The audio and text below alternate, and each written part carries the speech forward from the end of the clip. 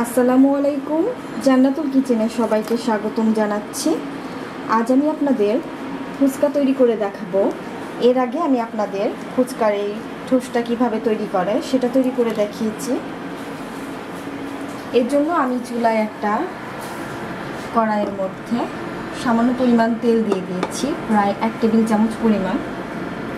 আর এর মধ্যে আমি দিয়ে দিচ্ছি একটা বড় সাইজের পেঁয়াজ কুচি আর কাঁচামরিচ দিয়ে দিচ্ছি। ঝালটা আপনাদের টেস্ট অনুযায়ী ঝালটা দিবেন, যে যেমন খেতে পছন্দ করেন। আমি এখানে একটু কম ঝাল দিব, যেহেতু আমার বাচ্চারা এটা খাবে। আর এই তেলের মধ্যে পেঁয়াজ আর মরিচটাকে জাস্ট একটু ভেজে নিব, একটু সফট হয়ে আসবে, একদম মুচমুচে করে ভাজবো না। আমার পেঁয়াজটা হালকা সফট হয়ে এসছে, দেখতেই পাচ্ছেন। আর এখানে আমি আলু নিয়ে নিয়েছি, এখানে আমি বড় সাইজের 2টা আলু নিয়েছি, 2 কাপের একটু বেশি আছে। আর আমি যে ফুচকাটা আপনাদের তৈরি করে দেখাচ্ছি, এটা সম্পূর্ণই ইউনিক একটা রেসিপি। এইরকম আপনারা পাবেন না। সাধারণত ফুচকাটা ভর্তাটা বিভিন্ন মশলা দিয়ে মেখে তৈরি করা হয়, কিন্তু আমি যেভাবে তৈরি করছি এভাবে তৈরি করে দেখবেন, আপনাদের অনেক ভালো লাগবে। খুবই টেস্টি হয় এই ফুচকাটা খেতে। আর এখানে আমি 1 কাপ পরিমাণ মটর সিদ্ধ করে নিয়েছি, সেটাও দিয়ে দিচ্ছি। আলু খেয়ে মটরের পরিমাণটা কম হতে হবে।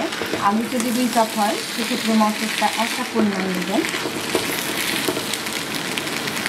এবার সব মশলাগুলো এক এক করে দিয়ে দিচ্ছি। এখানে আমি ভাজা ধনিয়ার গুঁড়া নিয়েছি, দিয়ে দিলাম 1 চা চামচ পরিমাণ। এখানে নিয়েছি ভাজা জিরার গুঁড়া, সেটাও দিয়ে দিচ্ছি 1 চা চামচ পরিমাণ। আর এখানে 5 ফোড়ন নিয়ে সেটাকেও ভেজে গুঁড়া করে নিয়েছি, একটু মোটা মোটা করে গুঁড়া করে নিয়েছি, সেটাও দিয়ে দিচ্ছি 1 চামচ পরিমাণ। আর এখানে শুকনো মরিচ ভেজে গুঁড়া করে নিয়েছি, সেটা অল্প পরিমাণে দিচ্ছি।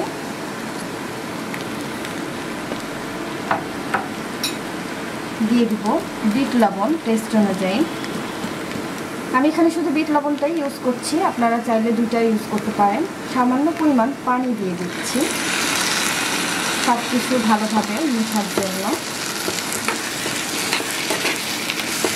আর একটু পানি দিয়ে দিচ্ছি, আর এই পানির সঙ্গে একটু হলুদ নিয়ে গুলিয়ে নিয়েছি, সেটা দিয়ে দিচ্ছি।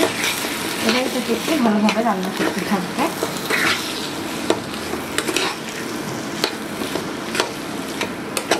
আমার ফুচকার পুরটা রেডি।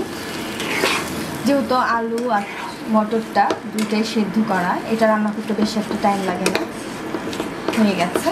আর সব কিছু আমি টেস্ট করে দেখেছি, লবণ ঝাল সব কিছু ঠিক আছে। আর ঝালটা আপনারা আপনাদের টেস্ট অনুযায়ী দেবেন, আগেই বলেছি।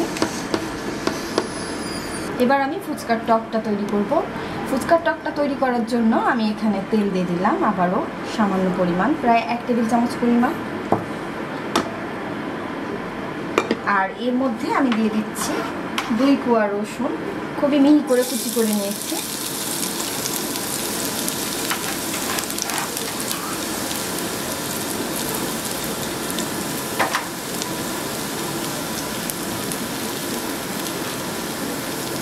রসুনটাকে একটু ভেজে নিব ব্রাউন করে।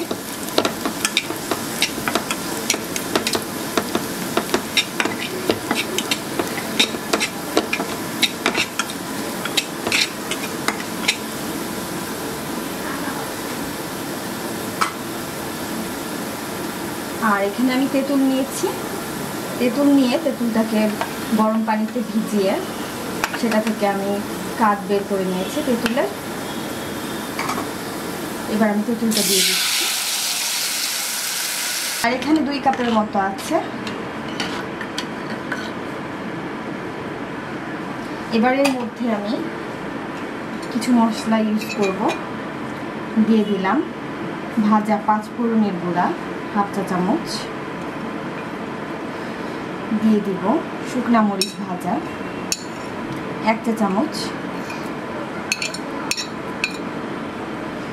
দিয়ে দিব ভাজা ধনিয়ার গুঁড়া 1 চা চামচ, আর ভাজা জিরার গুঁড়া 1 চা চামচ।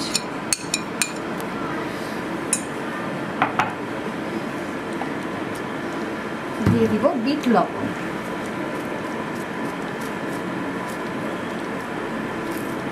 টেস্ট অনুযায়ী সব কিছু ভালোভাবে মিশিয়ে নিচ্ছি।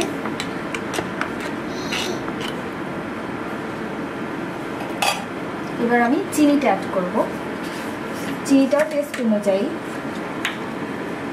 যে যেমন টক খেতে পছন্দ করেন সেই হিসাবে দিবেন চিনিটা। এখানে আমি প্রায় 2 টেবিল চামচের মতো চিনি দিয়ে দিলাম।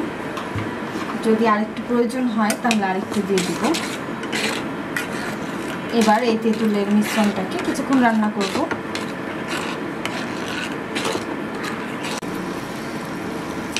আমার তেঁতুলের টকটা হয়ে গেছে, আর এর মধ্যে আমি আমার টেস্ট অনুযায়ী আরও চিনি অ্যাড করেছি 2 টেবিল চামচের মতো। এবার এটাকে আমি নামিয়ে নিচ্ছি। এবার একটা একটা করে ফুচকা নিয়ে ফুচকার উপরের অংশটা এভাবে ভেঙে নিয়ে ভিতরে পুরটা দিয়ে দেব।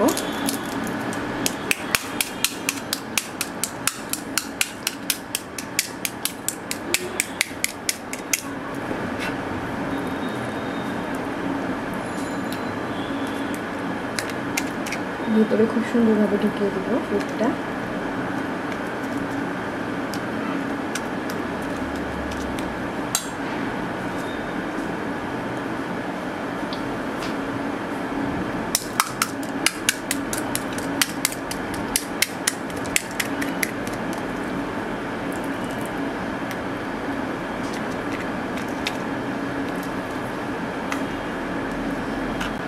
তৈরি হয়ে গেল আমার ফুচকা। খুবই সহজ আর সিম্পল একটা রেসিপি, আর খুবই আনকমন একটা রেসিপি। সাধারণত আমরা যেভাবে ফুচকা খাই এটা সেই রকম না, একটু ব্যতিক্রম। আশা করছি আপনারা এটা সবাই ট্রাই করবেন, আপনাদের অনেক ভালো লাগবে। আর আমার এই রেসিপিটি ভালো লেগে থাকলে আমার চ্যানেলে সাবস্ক্রাইব করুন। সাবস্ক্রাইব বাটনের পাশে থাকা বেল আইকনটিতে ক্লিক করুন।